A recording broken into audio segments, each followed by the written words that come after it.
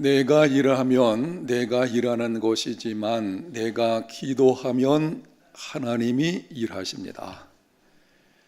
금년에 우리 교회 관심사 중에 하나는 하나님의 능력을 경험하는 삶을 살아보자. 많은 성도님들이 기도 제목 카드에 기록하기를 금년에는 하나님의 능력을 경험하는 삶이 되게 하여 주옵소서. 하나님의 능력을 경험하는 삶이 되기를 원하십니까? 그렇다면 기억하십시오. 내가 일하면 내가 일하는 것이지만 내가 기도하면 누가 일하십니까? 하나님이 일하십니다. 구약성경 예레미야서 33장 2절에서 3절에 보게 되면 한 번은 예레미야 선지자가 시위대 뜰에 갇혀 있을 때에 하나님께서 찾아오셔서 말씀을 하셨습니다. 이 일을 행하시는 여호와, 그곳을 만들며 성취하시는 여호와, 그의 이름을 여호와라 하는 이가 이와 같이 이르시도다. 너는 내게 부르짖으라. 내가 내게 응답하겠고 내가 알지 못하는 크고 은밀한 일을 내게 보이리라. 하나님은 이 일을 행하시는 분이십니다. 그것을 만들고 성취하시는 분이십니다. 그의 이름을 여호와라 하시는 전능하신 분이십니다. 그 하나님께서 이렇게 말씀을 하십니다. 너는 내게 부르짖으라. 그리하면 내가 내게 응답하겠고 내가 알지 못하는 크고 은밀한 일을 내게 보이리라. 부르짖어 기도하면 하나님이 일하십니다. 하나님이 일하시면 하나님의 능력을 경험하게 됩니다. 그리고 하나님의 능력을 경험하게 되면 내 인생의 전환점이 이루어지게 됩니다. 성경과 기독교 역사에서 그리고 주변을 보면 부르짖어 기도함으로 인생의 전환점을 맞이한 수많은 사람이 있는 것을 볼 수가 있습니다. 성경에 등장하는 신앙 위인들 가운데서 가장 인간적인 냄새가 나고 하나님의 백성답게 살지 못했던 사람, 이 사람은 정말 인간 냄새가 풀풀 풍기는 이러한 인생을 살았던 사람이었습니다. 이 사람이 누군가 하면 야곱입니다. 야곱은 자기가 원하는 것을 얻기 위해서 수단과 방법을 가리지 않는 사람이었습니다. 어머니 뱃속에 있을 때에 자기가 장자가 되기 원해서 다툼을 벌인 사람이었습니다. 출산할 때에도 형의 발꿈치를 잡고 나왔습니다. 하나님을 속이고 아버지와 형을 속이고 기어이 장자의 축복을 받았습니다. 사랑하는 한 여자를 얻기 위해서 14년 동안 외삼촌의 집에서 품삯도 받지 않고 일을 했습니다. 외삼촌이 약속을 했죠. 7년을 그냥 일하면 둘째 딸을 내게 주겠다. 그래서 7년 지나고 첫날 밤을 지냈는데 첫째 딸이 들어와 있는 것입니다. 그래서 그 둘째 딸을 얻기 위해서 또다시 7년간 14년 동안 일을 하게 된 것입니다. 외삼촌의 집에 거할 때에 이상한 방법으로 재산을 증식하여 거부가 되었습니다. 야곱의 인생은 이때까지 쟁취하는 삶이었습니다. 한 번 목표물을 정하면은 어떤 방법으로든지 그것을 쟁취하고야만은 이러한 이기적이고 지독한 사람이었습니다. 그런 야곱이 노년이 되었을 때는 거룩한 하나님의 사람으로 변화가 되었습니다. 성경 주석가들이 공통적으로 하는 말들이 있습니다. 성경에 나오는 신앙의 위인들 가운데서 가장 거룩한 사람이 누구냐라고 하면은 야곱이다. 본래 그런 사람이 아니었습니다. 그런 야곱이 지독하게 이기적이고 자기 중심적이고 쟁취하는 삶을 살았던 그 야곱이 거룩한 사람으로 변화가 되어지는 전환점이 있게 되었는데요, 그것이 야복나루에서의 기도였습니다. 당신이 나를 보내지 아니하면, 당신이 나에게 축복하지 아니하면 나는 당신을 보내지 않겠습니다. 끝까지 물고 늘어지는 하나님과 씨름하는 그 기도, 바로 그 기도 사건을 통해서 그의 인생의 전환점을 맞이하게 된 것입니다.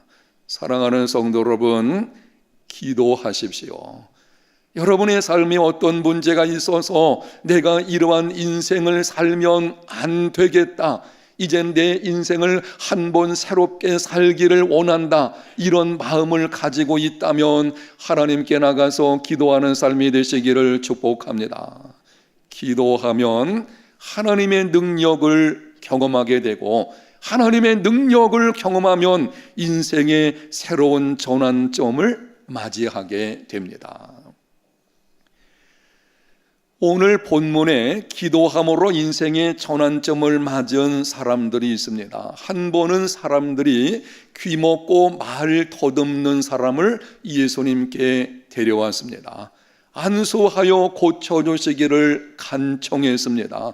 예수님께서는 다만 긍휼히 여기심으로 그 사람을 고쳐주셨습니다. 그 결과 고침받은 그 사람도, 그리고 그 사람을 데려온 사람들까지 인생의 전환점을 맞이하게 되었습니다. 생각해 보십시오. 귀먹고 말 더듬는 삶을 살았으니 수많은 사람들에게서 멸시와 천대를 당했을 것입니다. 자신의 인생을 비관하며 살았을 것입니다. 소망이 없는 삶이었습니다. 지금은 경제적인 면에서 우리가 나름대로 윤택한 삶을 살아가니 신체적인 장애가 있다고 할지라도 그리 어렵지 않은 일들은 있을 것입니다. 이 당신은 그렇지 않습니다. 이러한 장애를 가지고 있다는 것은 가난과 고통과 비참, 바로 그러한 인생인 것입니다. 이 사람이 예수님께 나와서 고침을 받게 되었습니다. 귀가 열리고 혀에 맺힌 것이 부러져 가지고 말을 분명하게 되었습니다. 여러분, 어떤 결과가 이 사람의 인생에 찾아오게 되었겠습니까? 소망이 없던 인생이 꿈을 꾸는 인생으로 변화가 된 것입니다. 멸시를 받던 인생이 주목받는 인생으로 변화가 이루어지게 된 것이고, 그리고 이제는 자기만 생각할 수밖에 없었던 환경이, 그렇죠, 상황이 자기만 생각할 수밖에 없었던 그 인생이 이제는 예수 그리스도를 증거하는 중에 생명 사역을 이루어내는 인생으로 변화가 이루어지게 되었습니다. 예수님을 만나고 기도하면 하나님의 능력을 경험하게 됩니다. 하나님의 능력을 경험하면 인생의 전환점이 이루어지게 되는 것입니다. 나는 내 인생을 변화시키기 어렵습니다. 그러나 하나님께 나가서 그분의 능력을 경험하면 그분의 능력으로 말미암아 내 인생이 새롭게 변화가 이루어지고 인생이 복된 인생으로 바뀌어지게 되는 것입니다.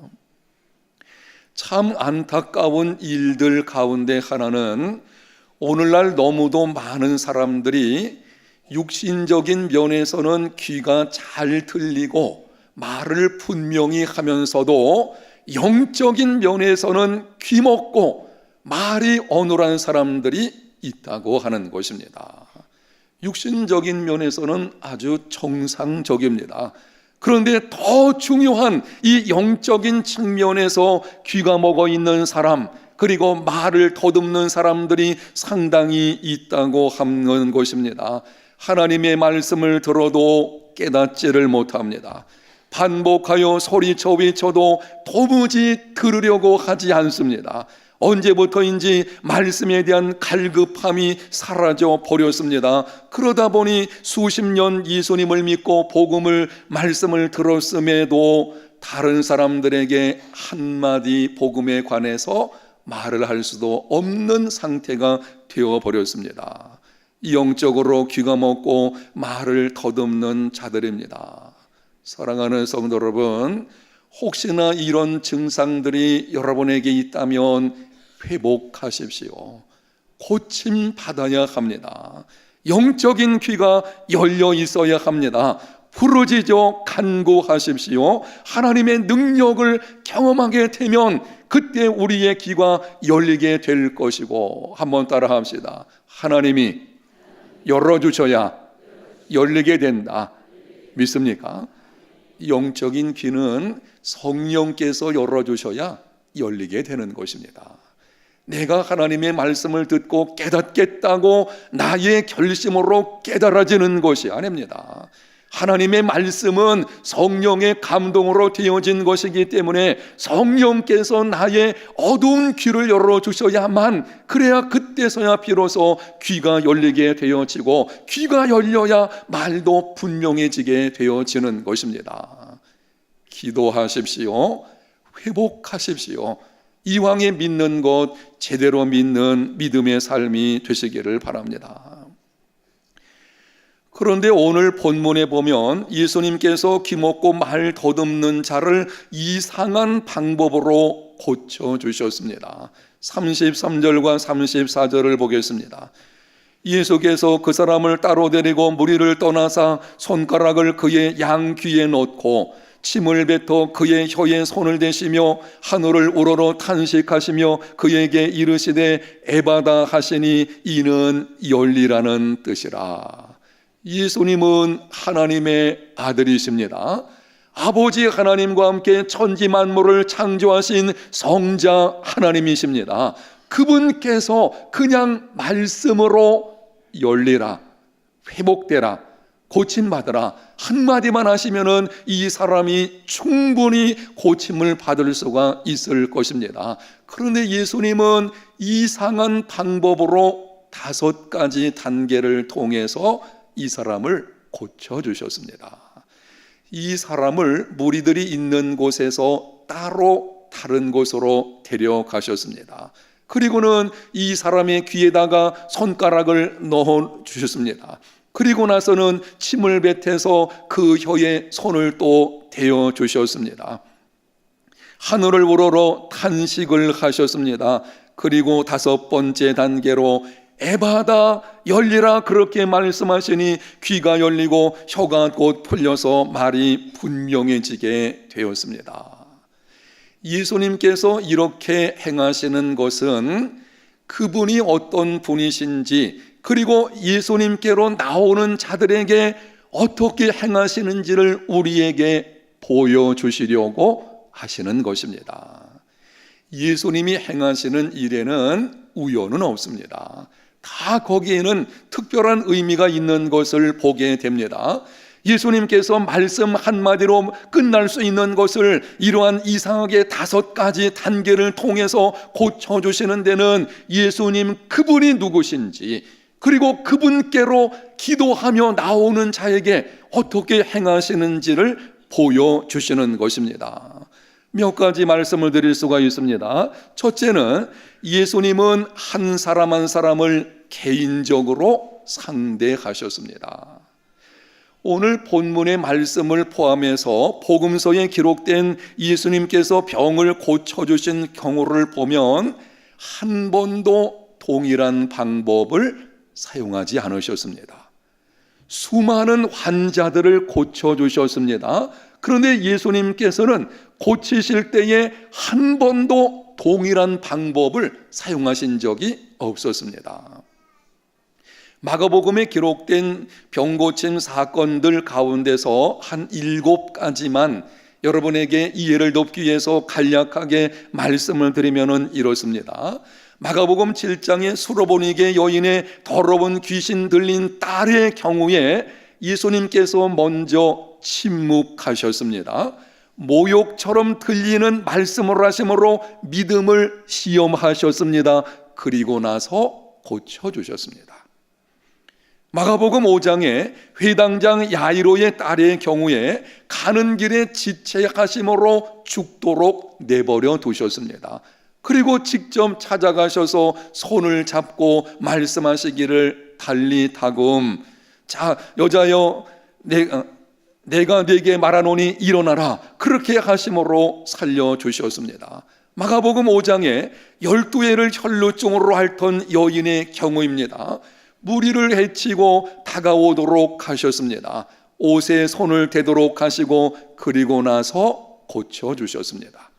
마가복음 3장에 안식일에 한편 손 마른 사람 경우에 사람들 한가운데 일어서라고 하셨습니다. 그리고 네 손을 내밀라 하심으로 고쳐주셨습니다. 마가복음 2장에 중풍병자의 경우에 작은 자야 내 죄 사함을 받았느니라 사람들에게 논란을 일으킬 말씀을 하신 후에 그냥 말씀으로 고쳐주시면 될 것을 내 죄 사함 받았느니라, 이게 당시 논란거리가 되었습니다. 그렇게 하신 후에 예수님께서 고쳐주셨습니다.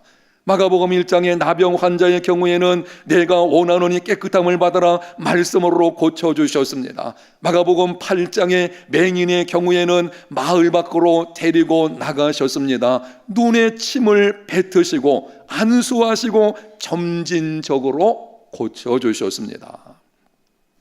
예수님은 한 번도 동일한 방법을 사용하지 않으셨습니다. 한 사람 한 사람 개인의 사정과 특성에 맞게 개인적으로 상대를 하셨습니다. 사람들이 쓰는 말들 가운데 도매금으로 넘기다 하는 말이 있죠. 각자의 차이에도 불구하고 같은 무리로 취급받음을 비유적으로 이르는 말입니다. 이와 유사한 말이 있습니다. 싸잡아 취급하다. 사람이나 사물 따위를 한꺼번에 한 가지로 몰아 넣을 때에 사용하는 말입니다. 예수님은 찾아온 사람들을 도매금으로 넘기신 적이 없습니다. 동일한 방식으로 싸잡아 취급하지 않으셨습니다. 한 사람 한 사람을 소중히 여기셨습니다. 개인적인 차이점으로 하시고 그에게 맞게 말씀하시고 그에게 맞게 행하시고 그에게 맞게 고쳐주셨습니다.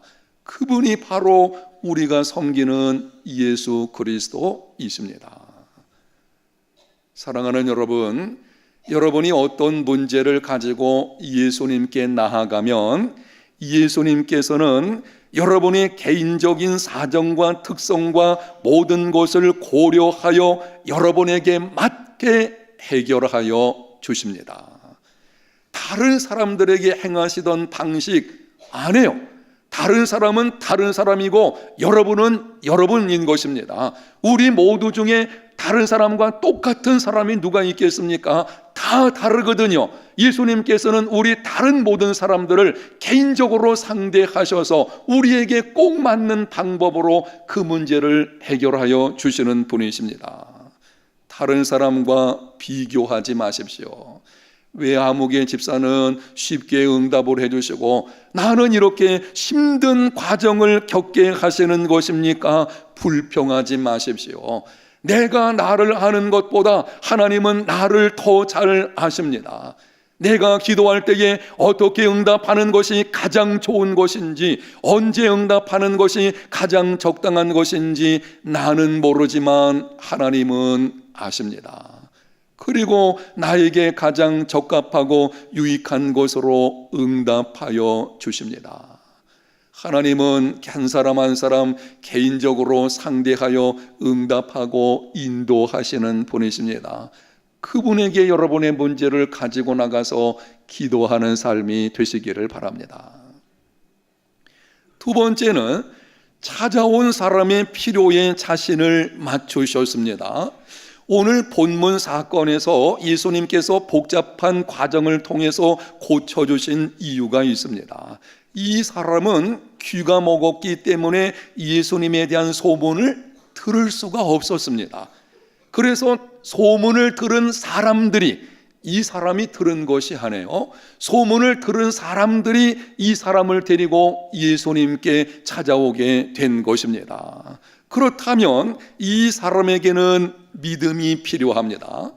하나님의 능력을 경험하려면 반드시 믿음이 있어야 됩니다. 믿음은 들음에서 나는 것입니다.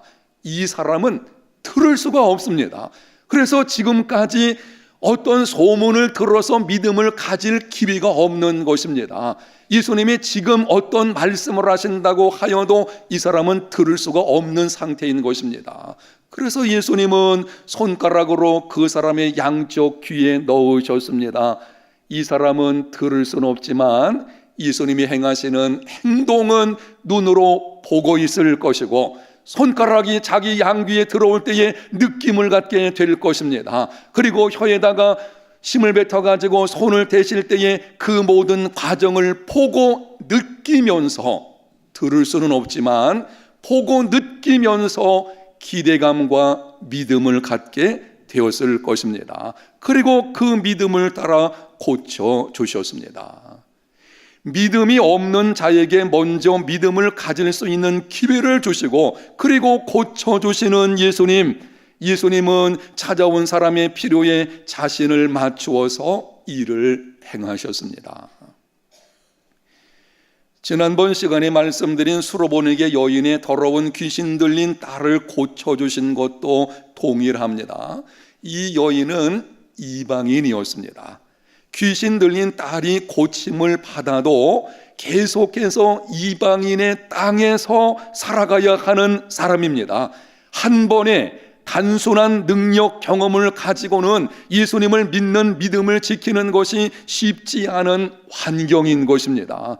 예수님께서는 이런 환경에 있는 여인을 아시고 그 여인이 능력을 경험하되 쉽게 경험하는 것이 아니고 시험의 과정을 통해서 경험하게 하심으로 그 믿음을 더 견고하게 하셨고 더 이상 흔들리지 않는, 이방 땅 속에서도 흔들리지 않는 사람으로 만들어 가신 것입니다. 그래서 침묵하시고 믿음의 시험을 하신 것입니다.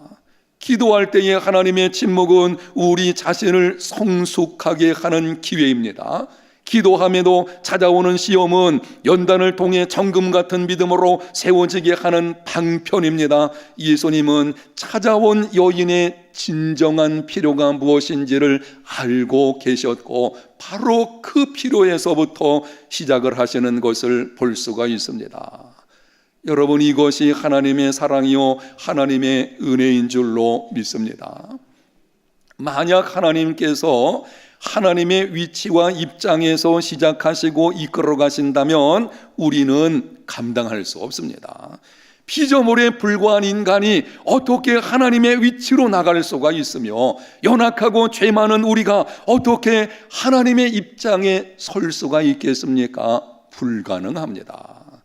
우리는 그분께로 나아가서 그분이 계신 곳에 스스로의 힘으로는 나갈 수가 없습니다. 그래서 그분께서 우리에게 찾아오시고 그리고 우리의 필요가 무엇인지를 아시고 그것으로부터 시작을 하신 것입니다. 성육신 하셨습니다. 우리의 필요에 맞추어서 모든 일들을 시작하셨습니다. 여기에 구원이 있고 여기에 변화가 있고 여기에 능력이 있는 것입니다. 하나님 앞에 나아가서 여러분의 짐을 내려놓으십시오. 그러면 여러분의 진정한 필요, 바로 거기부터 주님께서 일을 시작하시게 될 것이고 인생의 진정한 전환점이 이루어지게 되는 것입니다. 믿음이 연약한 사람에게 믿음이 강한 사람이 말하기를 일로 올라오너라, 올라갈 수 없어요. 아직 믿음이 연약한 사람이 어떻게 거기로 나갈 수가 있겠습니까? 그렇다면 믿음이 연약한 그 사람을 믿음이 큰 사람으로 만들어 주기 위해서 어떻게 해야 되겠습니까? 믿음이 강한 사람이 연약한 사람의 자리로 어떻게 해야 되죠? 내려가야 됩니다. 그리고 그 사람의 입장에서 시작을 해야 되는 것입니다. 여러분의 입장에서 자녀를 끌고 가려고 하지 마십시오. 자녀들 입장에서 생각하고 거기로 한번 내려가 보십시오. 그러면은 이해하지 못할 것도 없고 그때 진정한 변화가 있고 거기에 능력이 있게 되어지는 것입니다. 자꾸 우리는 다른 사람으로 하여금 이렇게 살아야 된다고 믿음의 기준을 정해놓고 끌어당기려고 하지만 그렇다고 되어지는 것이 아닙니다. 그 사람의 위치로 내려가는 성육신, 정신, 여기에 바로 진정한 변화가 있고 성숙이 있고 구원이 있게 되어지는 것입니다. 우리 주님께서 그렇게 행하셨습니다. 이 주님 앞으로 담대함으로 나아가는 삶이 되시기를 축복합니다. 세 번째는 찾아온 사람의 과거를 문제 삼지 않으셨습니다. 사람들이 귀먹고 말 더듬는 자를 예수님께 데려와서 안수해 주시기를 간구했습니다.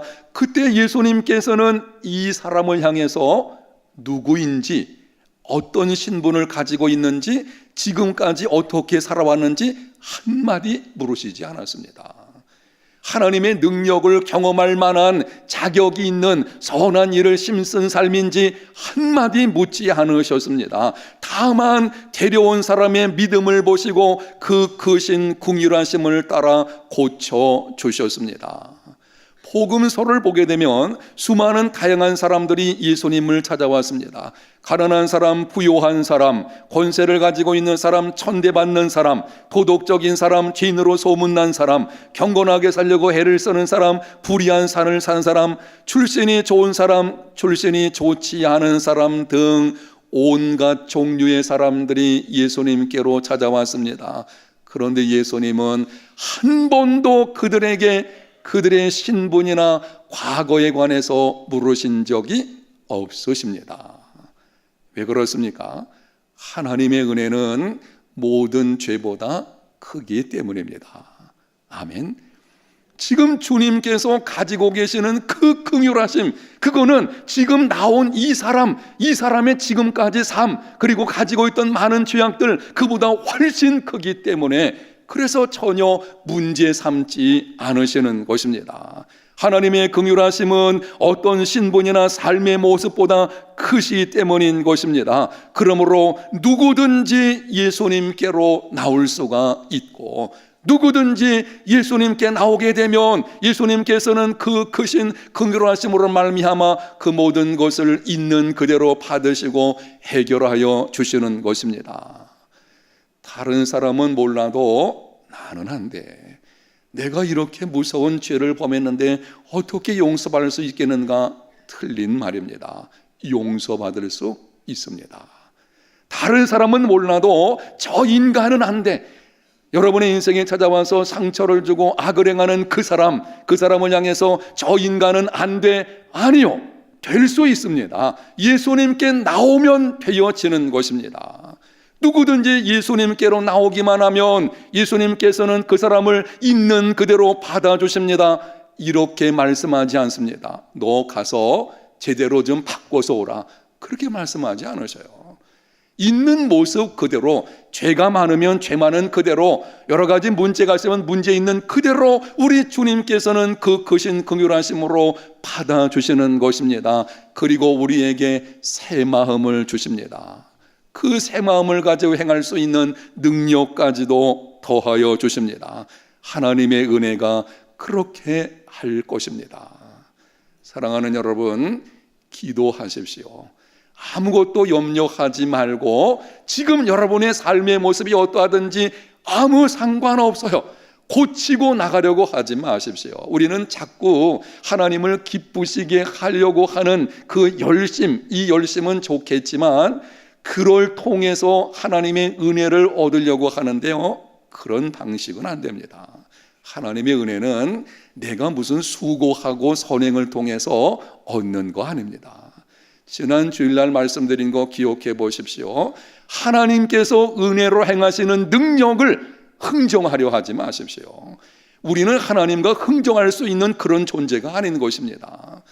우리는 다만 그분의 긍휼하심과 그분의 은혜 의지에서 나가서 간구하기만 하면 그분께서는 크신 은혜로 우리에게 능력을 베풀어 주실 것이고, 그러므로 인생의 전환점이 이루어지게 되는 것입니다. 사랑하는 성도 여러분, 오늘 말씀의 근거에서 여러분에게 질문을 하도록 하겠습니다. 정직하게 대답을 해보시기를 바랍니다.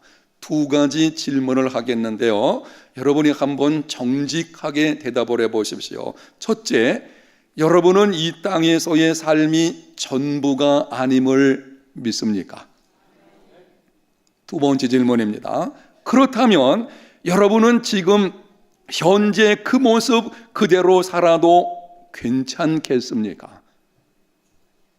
아멘 소리가 다 어디 가셨나요?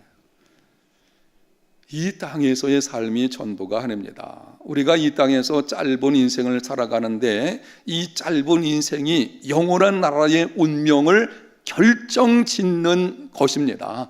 인생은 내게 달려있는 것이 아닙니다. 요즘에 많은 죽음의 사건들, 우리 교회에서 일어나고 있는 게 많은 분들이 돌아가시는 것을 보면서 때로는 안타까운 죽음도 있죠. 그럴 때마다 제게 생각이 드는 것이 있습니다. 아, 인생은 내게 달린 것이 아니구나. 인생이 내게 달렸다면 죽음이 왜 오겠습니까? 내가 그 문제까지 해결할 수 있어야 되죠.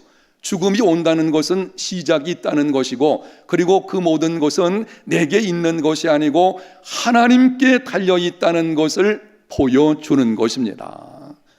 인생은 내 뜻대로 되지 않습니다. 그리고 반드시 이 땅에서의 삶이 전부가 아니고 영원히 들어서 우리가 살 그 나라가 있는 것입니다. 여러분, 그렇다면 저와 여러분이 지금 있는 모습 그대로 변하지 않고 그냥 계속 살아도 괜찮으시겠습니까?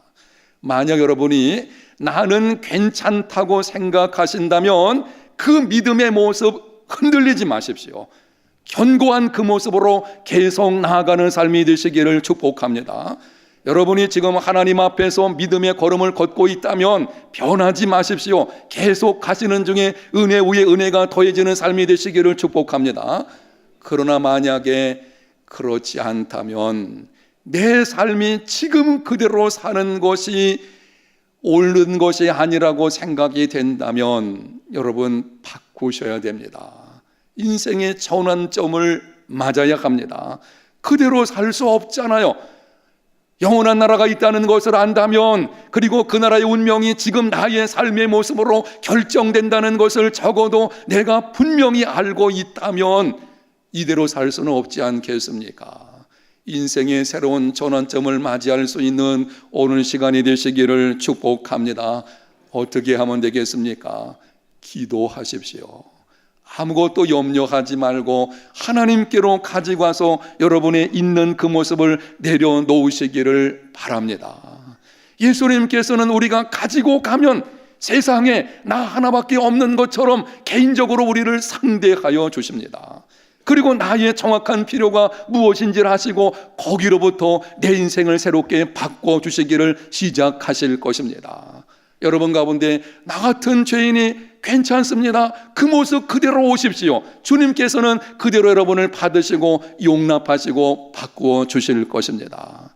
그러므로 인생의 새로운 전환점을 맞이해서 이왕에 믿는 것, 정말 제대로 믿는 소망 가운데 살아가는 저와 여러분들이 다 되시기를 예수님 이름으로 축복합니다.